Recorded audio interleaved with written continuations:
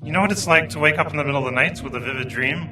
And you know how if you don't have a pencil and pad by the bed, it will be completely gone by the next morning. I had one of those dreams when I was 23. When I suddenly woke up, I was thinking, what if we could download the whole web and just keep the links? And I grabbed a pen and started writing. Sometimes it's important to wake up and stop dreaming. I spent the middle of that night scribbling out the details and convincing myself it would work. Soon after, I told my advisor, Terry Winograd, it would take a couple of weeks for me to download the web. He nodded knowingly, fully aware it would take much longer, but wise enough not to tell me. The optimism of youth is often underrated. Amazingly, at that time I had no thoughts of building a search engine. The idea wasn't even on the radar. But much later, we happened upon a better way of ranking, and we made a really great search engine and Google was born. When a really great dream shows up, grab it.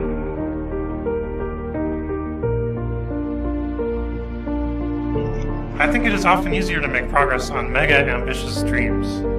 I know that sounds completely nuts, but since no one else is crazy enough to do it, you have little competition. In fact, there are so few people this crazy that I feel like I know them all by first name. They all travel as if they are pack dogs, and they stick to each other like glue. The best people want to work on the big challenges. That is what happened with Google. Our mission is to organize the world's information and make it universally accessible and useful.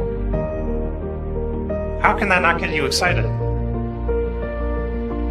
We almost didn't start Google, actually, because my co-founder Sergey and I were too worried about dropping out of the PhD program. None of you have that issue, it seems. You are probably on the right track if you feel like a sidewalk worm during a rainstorm.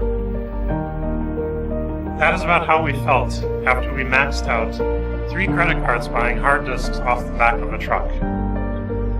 That was actually the first hardware for Google. Parents and friends, more credit cards always help. What is the one-sentence summary of how you change the world? Always work hard on something uncomfortably exciting.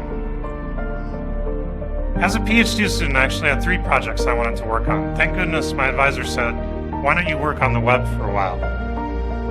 He gave me some seriously good advice because the web was growing with people and activity, even in 1995. Technology, and especially the internet, can really help you be lazy.